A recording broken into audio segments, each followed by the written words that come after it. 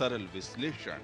देखिए economy today सोमवार से शुक्रवार सुबह 9:30 बजे सिर्फ डीडी न्यूज पर। राष्ट्रीय खबरें हो या अंतर्राष्ट्रीय मुद्दे की बात, राजनीति से जुड़ा हर पहलू, साथ ही बिजनेस का उतार चढ़ाव, खेल जगत की अपडेट से लेकर मनोरंजन की छोटी बड़ी हलचल, वहीं बड़ी खबरों की संपूर्ण कवरेज, ताकि आप रहें खबरों के बीच।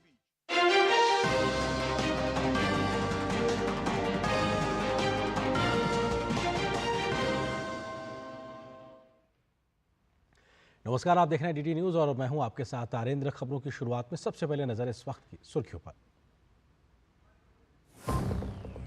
प्रधानमंत्री नरेंद्र मोदी ने राज्यसभा में राष्ट्रपति के अभिभाषण पर धन्यवाद प्रस्ताव पर हुई चर्चा का दिया जवाब।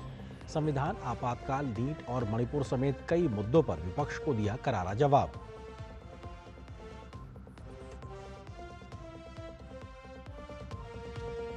प्रधानमंत्री ने कांग्रेस के एक आरोप पर किया पलटवार। कहा, कांग्रेस संविधान की सबसे बड़ी विरोधी। संविधान की रक्षा के लिए देशवासियों को हम पर भरोसा।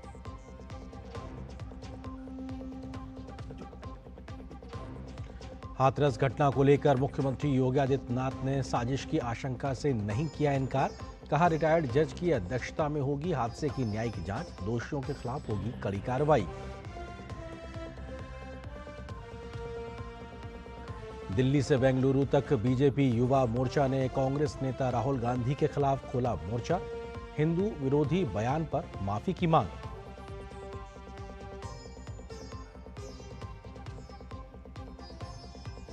भारत की मेजबानी में शुरू हुआ ग्लोबल इंडिया एआई समिट। उद्घाटन के बाद केंद्रीय मंत्री अश्विनी वैष्णव ने कहा, एआई जीवन को आसान भी कर सकता है तो इसके कई खतरे भी मौजूद।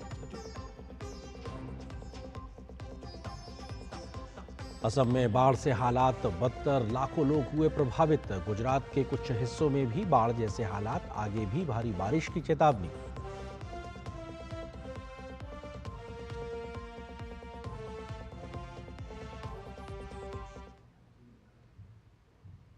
और खबरों पर डालते हैं विस्तार से नजर। राष्ट्रपति के अभिभाषण पर धन्यवाद प्रस्ताव पर प्रधानमंत्री के बोलने के दौरान राज्यसभा से कांग्रेस सहित कई सहयोगी दलों के सांसदों के वॉकआउट पर सभापति राज्यसभा और उपराष्ट्रपति जगदीप धनखड़ ने आज कहा कि उन्होंने सदन को नहीं छोड़ा है बल्कि भारत के संविधान को पीठ दिखाई है। उन्होंने कहा कि ये मेरा या आपका अपमान नहीं, बल्कि उन्होंने जो संविधान की शपथ ली है उसका विपक्षी दल अपमान कर रहे हैं। भारत के संविधान का इससे बड़ा अपमान नहीं हो सकता है। उन्होंने कहा कि वो विपक्ष के इस आचरण की निंदा करते हैं।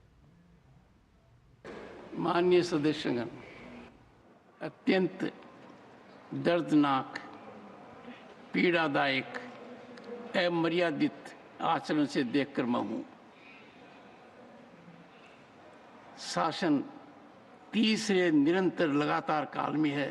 6 दशक के बाद मैंने चर्चा की और मैंने अनुरोध किया कि प्रतिपक्ष के नेता को बिना बेरोक टोक बोलने का सुअवसर दिया। आज वो सदन छोड़कर नहीं गए हैं, मर्यादा छोड़कर गए हैं। आज उन्होंने मुझे पीठ नहीं दिखाई है, भारत के संविधान को पीठ दिखाई है। आज उन्होंने मेरा अनादर और आपका अनादर नहीं किया है, उस शपथ का अनादर किया है जो संविधान के तहत ली है। भारत के संविधान की इससे बड़ी अपमानित बात नहीं हो सकती। ऐसा कैसे हो सकता है? House of elders, the upper house, हमें देश का मार्गदर्शन करना है।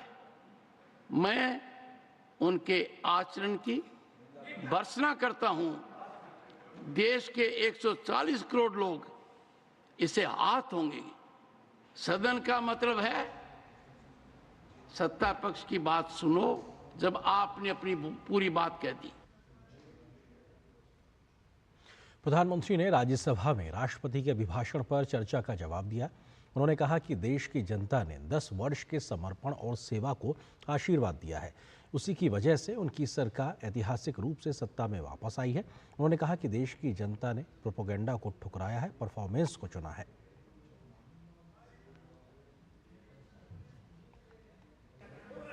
दस वर्षों के अखंड एकनिष्ठ अविरत सेवा भाव से किए हुए कार्य को देश की जनता ने जी भरकर के समर्थन दिया है। देश की जनता ने आशीर्वाद दिए हैं। आदरणीय सभापति जी, इस चुनाव में देशवासियों की विवेक बुद्धि पर गर्व होता है, क्योंकि उन्होंने प्रोपेगेंडा को परास्त कर दिया है।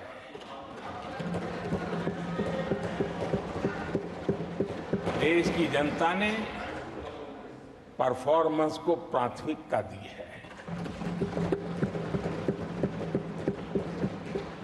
भ्रम की राजनीति को देशवासियों ने ठुकराया है और भरोसे की राजनीति पर विजय की मोहर लगा। पेपर लीक के मुद्दे, विशेष तौर पर नीट यूजी पेपर लीक पर प्रधानमंत्री ने सदन को बताया कि सरकार आरोपियों के खिलाफ सख्ती से निपट रही है। उन्होंने अभ्यर्थियों को विश्वास दिलाया कि उनका परिश्रम और भविष्य दोनों सुरक्षित हैं। राष्ट्रपति जी ने अपने संबोधन में पेपर लीक को एक बड़ी समस्या बताया है। मेरी अपेक्षा थी कि सारे दल दलीय राजनीति से ऊपर उठकर इस पर अपनी बात रखते, लेकिन दुर्भाग्य से इतना संवेदनशील महत्वपूर्ण मुद्दा भी, मेरे देश के नौजवानों के भविष्य के साथ जुड़ा मुद्दा भी इन्होंने राजनीति के भेंट चढ़ा दिया। इससे बड़ा दुर्भाग्य क्या हो सकता है। मैं देश के नौजवानों को आश्वस्त करता हूं कि आपको धोखा देने वालों को ये सरकार छोड़ने वाली नहीं है। मेरे देश के नौजवानों के भविष्य के साथ खिलवाड़ करने वालों को सख्त से सख्त सजा मिले, इसके लिए एक के बाद एक एक्शन लिए जा रहे हैं। प्रधानमंत्री ने बताया कि तकनीक से जोड़कर महिलाओं को सशक्त किया जा रहा है। ड्रोन दीदी इसी सोच का परिणाम है। उन्होंने कहा कि उनकी सरकार ने सिर्फ नारा ही नहीं दिया, बल्कि निष्ठा के साथ महिला सशक्तिकरण की ओर जमीन पर काम किया है। हम विमेन लेड डेवलपमेंट की बात करते हैं। दुनिया के प्रगतिशील देशों के लिए भी विमेन डेवलपमेंट तो बहुत स्वाभाविक स्वीकार करते हैं, लेकिन विमेन लेड डेवलपमेंट की बात करते हैं तो उनके भी उत्साह में थोड़ी कमी नजर आती है। ऐसे समय भारत ने नारा नहीं, निष्ठा के साथ विमेन लेड डेवलपमेंट की ओर कदम बढ़ाए और महिला सशक्तिकरण का लाभ आज दिख रहा है, हर क्षेत्र में दिख रहा है और भारत की विकास यात्रा में वो कंट्रीब्यूट कर रहा है। विमेन हेल्थ, सैनिटेशन, वेलनेस पर हमने 10 वर्षों में एक प्रायोरिटी सेक्टर के लिए काम किया है। टॉयलेट हो, सैनिटरी पैड्स हो, गैस कनेक्शन हो, प्रेगनेंसी के दौरान वैक्सीनेशन की व्यवस्था हो और इसका फायदा हमारे देश की माताओं बहनों को मिला है। आरोग्य के साथ साथ महिलाएं आत्मनिर्भर बने, उस दिशा में भी हम लगातार काम कर रहे हैं। प्रधानमंत्री ने कहा कि कांग्रेस के साथ आज जो दल साथ में बैठे हुए हैं, उनके साथ आए हैं, वे सब अवसरवादी हैं। ये वही दल हैं जो कभी आपातकाल में कांग्रेस के विरोधी थे। प्रधानमंत्री ने आश्वस्त किया है कि जांच एजेंसियां पूरी तरीके से स्वतंत्र हैं और कोई भ्रष्टाचारी बचेगा नहीं। मैं देश को बार बार ये बात याद दिलाना चाहता हूं, ये कैसा दोगलापन चल रहा है। ये लोग दिल्ली में एक मंच पर बैठ करके जांच एजेंसियों पर आरोप लगाते हैं, भ्रष्टाचारियों को बचाने के लिए रैलियां करते हैं, और केरला में उनके शहजादे, उन्हीं के केरल के एक मुख्यमंत्री जो उनके गठबंधन के साथी है, उनको जेल भेजने की अपील करते हैं और भारत सरकार को कहते हैं कि इस मुख्यमंत्री को जेल भेज दो। दिल्ली में ईडी सीबीआई की कार्रवाई उस पर हाय तौबा करते हैं और वही लोग उसी एजेंसी से केरल के मुख्यमंत्री को जेल भेजने की बात करते हैं शहजादे। छत्तीसगढ़ में कांग्रेस सरकार के मुख्यमंत्री के साथ शराब घोटाला जुड़ा, यही आप पार्टी वाले चीख चीख करके कहते थे कि ईडी सीबीआई को लगा दो और इस मुख्यमंत्री को जेल में डाल दो, खुलेआम कहते थे। और ईडी ये काम करे इसके लिए गुजारिश करते थे, उनको तब ईडी बहुत प्यारा लगता है। प्रधानमंत्री नरेंद्र मोदी ने आज राज्यसभा के 264वें सत्र के समापन के दौरान के बाद में पश्चात में संसद भवन में उपराष्ट्रपति और राज्यसभा के सभापति जगदीप धनखड़ से मुलाकात भी की। इस मौके पर राज्यसभा में सदन के नेता जेपी नड्डा के साथ साथ केंद्रीय मंत्रीगण और संसद सदस्य भी मौजूद रहे। फिलहाल यहाँ पर एक छोटे से ब्रेक के लिए रुकते हैं। बढ़िया है, प्राकृतिक हल्दी, मिर्ची, धनिया। नहीं, मिर्ची, धनिया, हल्दी, MDH। बात जब पीढ़ियों के लिए बनने वाले घर की हो तो जिम्मेदारी बड़ी हो जाती है। गैलेंट समझता है ये जिम्मेदारी। अब डबल M रिब्स के साथ गैलेंट एडवांस TMT रीबार, निर्माण का रियल हीरो। चुटकुला समझ नहीं आया? समझ तो ये नहीं आता कि खेत धान का या खरपतवार का। तो इसमें समझना क्या है दोस्त? ले आओ धान के खरपतवारों का स्पेशलिस्ट ग्रीन लेबल। IIL के ट्रैक्टर ब्रांड का ग्रीन लेबल, धान के खरपतवारों का स्पेशलिस्ट। अब आया असली स्वाद। अब आया स्वाद। जब स्वाद के पड़े हो लाले तो MDH का चंकी चाट मसाला डालें। MDH का चंकी चाट मसाला। MDH। और ब्रेक के बाद रुक करते कुछ और महत्वपूर्ण खबरों की ओर। केंद्रीय शिक्षा मंत्री धर्मेंद्र प्रधान ने सोशल मीडिया प्लेटफॉर्म X पर लिखा है कि मेरी अपेक्षा थी कि पेपर लीक जैसी समस्या पर सारे दल दलगत राजनीति से ऊपर उठकर इस पर अपनी बात रखते, लेकिन दुर्भाग्य से इतना संवेदनशील मुद्दा भी, युवाओं के भविष्य से जुड़ा मुद्दा भी कांग्रेस और इंडी गठबंधन ने राजनीति की भेंट चढ़ा दिया। मैं देश के नौजवानों को आश्वस्त करता हूं कि आपको धोखा देने वालों को यह सरकार छोड़ने वाली नहीं है। कांग्रेस का अतीत और वर्तमान मुद्दों पर देश के साथ चीट करने का रहा है। नीट मामले में भी इनकी मंशा यही खुलकर आई है। झूठ और अफवाह के सहारे मुद्दों से भटकाकर अस्थिरता पैदा करने की इंडी गठबंधन की मंशा देश और छात्र विरोधी है। प्रधानमंत्री जी ने राज्यसभा के अपने वक्तव्य के दौरान आज फिर देश के युवाओं को बताया है कि युवा शक्ति और उनका उज्जवल भविष्य सरकार की पहली प्राथमिकता है और ये सरकार देश के हर नौजवान विद्यार्थी के साथ है। किसी के साथ अन्याय नहीं होने दिया जाएगा। सरकार इसके लिए कानून लाकर कड़े कदम उठा रही है। देश को भरोसा है कि परीक्षा में गड़बड़ी का कोई दोषी बच नहीं पाएगा। अब कांग्रेस पार्टी और इंडी गठबंधन को नीट के मुद्दे पर अपनी गुमराह करने वाली चीट पॉलिसी बंद करनी चाहिए।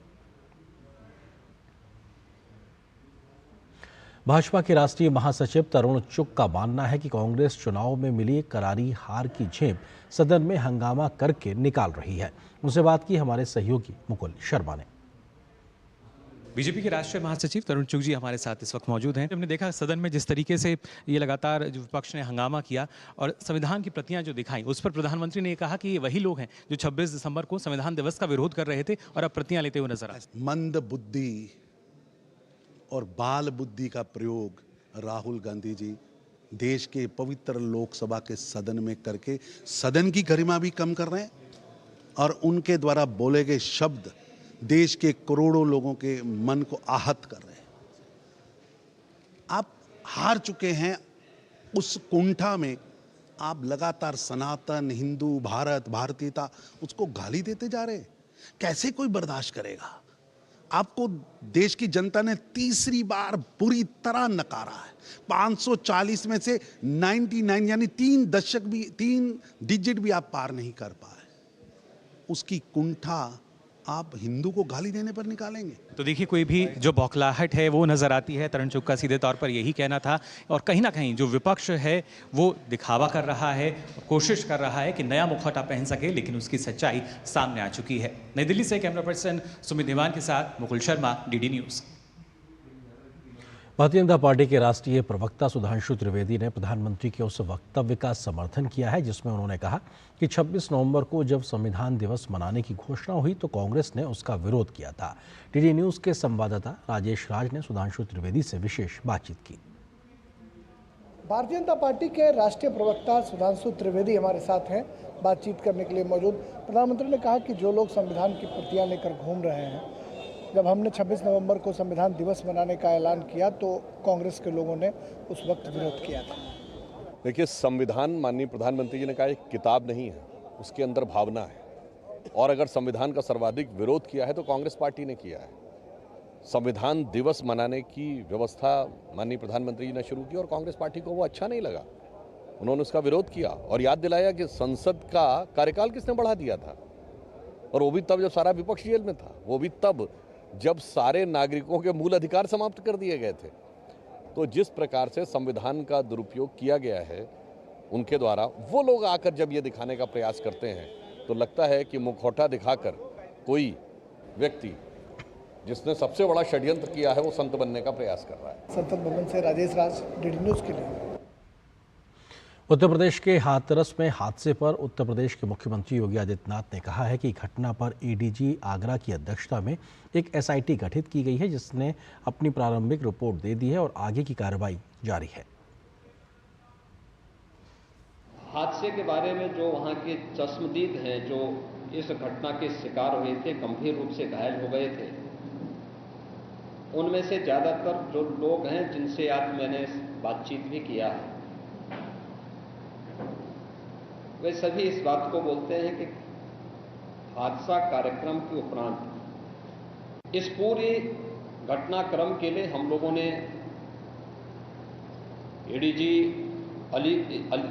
आगरा की अध्यक्षता में एक एसआईटी गठित की है जिसने अपनी प्रारंभिक रिपोर्ट दी है और इस घटना की तह में जाने के लिए उनसे कहा गया है। बहुत सारे ऐसे पहलू हैं जिन पर जांच होनी बहुत आवश्यक है।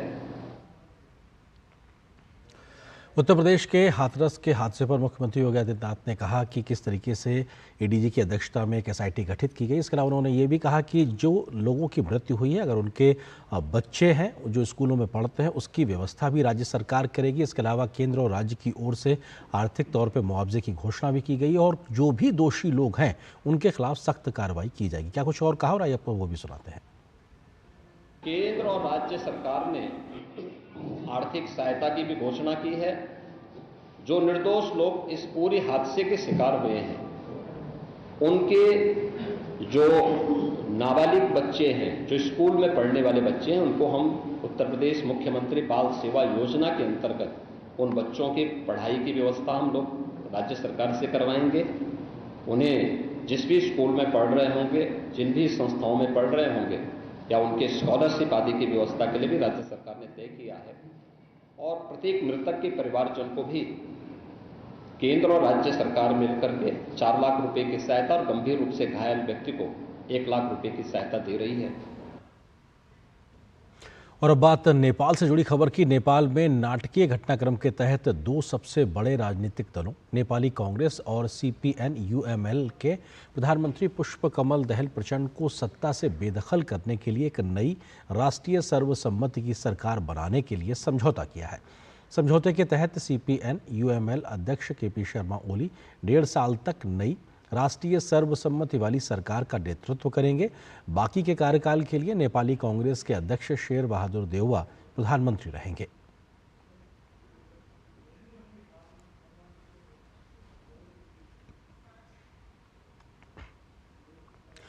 और नेपाल के राजनीतिक हालात पर और जानकारी के साथ हमारी संवाददाता श्वेता सिंह इस वक्त काठमांडू से हमारे साथ जुड़ रहे हैं, उनका हम रुख करते हैं। श्वेता, अगर बात की जाए तो अपने आप एक नाटकीय घटनाक्रम की वजह क्या रही, उस वजह को थोड़ा सा बताइए और कैसे अब ये पॉलिटिकल डेवलपमेंट आगे बढ़ता दिखाई पड़ेगा। आरेंद्र, अगर आप देखें तो नेपाल का जो अभी राजनीतिक गठबंधन है ये थोड़ा मजेदार है, क्योंकि जो हमारे अभी नेपाल के प्रधानमंत्री पुष्पकमल दहल हैं वो 3rd लार्जेस्ट पार्टी से बिलोंग करते हैं। फर्स्ट भी नहीं, सेकंड भी नहीं, 3rd। तो ये नाट्य रूप देखें कि फर्स्ट पार्टी जो संविधान है नेपाल का, जिसके 72A कंडिका के तहत जो सबसे बड़ी बहुमत की पार्टी होती है वो सरकार बनाती है, मगर उसके विलंब होकर के यहाँ तीसरे नंबर की पार्टी ने सरकार बनाया, because it was like saying कि 32 सीट हमारी है, क्योंकि 2 लार्ज पार्टी है, नेपाली कांग्रेस और सीपीएन यूएमएल। तो ये दोनों लार्ज पार्टी होने के बावजूद जो तीसरे नंबर पे था, क्योंकि उनके पास 32 सीट थी, तो किसी से भी जुड़ता तो वो मेजोरिटी में आता। तो यूपीए सीपीएन सोशलिस्ट मायोस सेंटर ने अपने आप को प्रधानमंत्री जो लीडर थे उनके घोषित करने के लिए उन्होंने पहले देउबा के साथ हाथ मिलाया, फिर देउबा से नहीं बात आगे बढ़ी, दे हैड मतभेद, तो उसके बाद उन्होंने फिर ओली जी से हाथ मिलाया।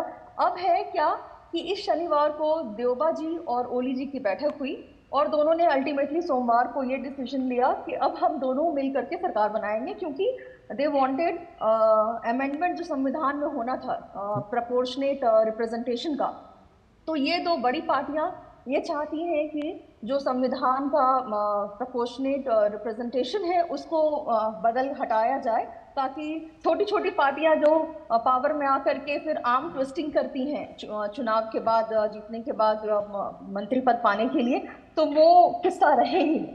तो उस हिसाब से बड़ी मेजर पार्टियों को तो फायदा होगा, मगर जो छोटी छोटी पार्टियां हैं जैसे जेएसपी है, आरजेपी है, तो ये लोग है ना साइड हो जाएंगे, क्योंकि वो जीत ही नहीं पाएंगे, उनका रिप्रेजेंटेशन ही फेडरल पार्लियामेंट में नहीं हो पाएगा।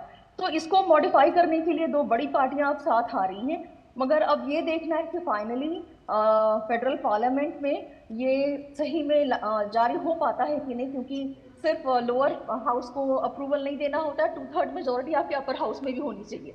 बिल्कुल, क्योंकि नेपाल के लिहाज से जी नेपाल में एक लंबे समय से स्थायी सरकार को लेकर एक अस्थिरता की स्थिति तो रही, और अभी अगली सरकार कितनी स्थायी होगी ये देखना भी दिलचस्प होगा। बहुत शुक्रिया श्वेता हमारे साथ जुड़ने के लिए, लेकिन आप इस महत्वपूर्ण घटनाक्रम पर नजर रखिए, आपसे आगे भी हम अपडेट्स लेते रहेंगे। आगे बढ़ते हैं और बात मौसम के मिजाज की करते हैं। भारत मौसम विज्ञान विभाग यानी IMD ने दिल्ली के कई इलाकों में गरज और बिजली के साथ मध्यम बारिश के लिए येलो अलर्ट जारी किया है। मौसम विभाग ने बिहार, गुजरात, पश्चिमी उत्तर प्रदेश, असम, मेघालय, नागालैंड, मिजोरम और त्रिपुरा के लिए ऑरेंज अलर्ट जारी किया है। मौसम विभाग ने कहा है कि कर्नाटक, तमिलनाडु, आंध्र प्रदेश और केरल के तटीय क्षेत्रों में गरज के साथ बिजली और तेज हवाएं चलने की संभावना है। तो अपने आप में मौसम की इस खबर के साथ समाचारों के इस अंक में बस इतना है, लेकिन DD न्यूज़ पर खबरों का सफर लगातार जारी रहेगा। नमस्कार।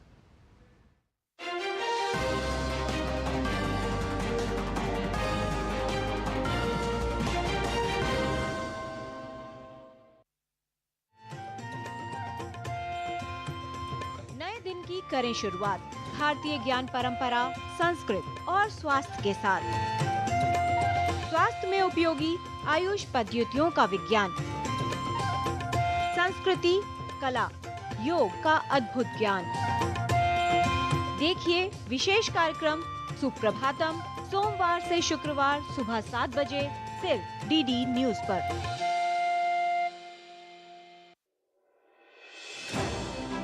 भरोसा सिर्फ तेजी से नहीं, बना है सटीक खबरों से। दावे नहीं, दिखाते हैं तथ्य, दिखावा नहीं, चुनते हैं सच। दस्तक सनसनी की नहीं, खबरों की देते हैं हम। यही है रिश्ता आपका हमारा, बना है अटूट भरोसा वर्षों की मेहनत से। DD न्यूज़, भरोसा सच का। ये भरोसा और हो रहा है गहरा, क्योंकि आपका अपना चैनल अब है नए तेवर और नए कलेवर में।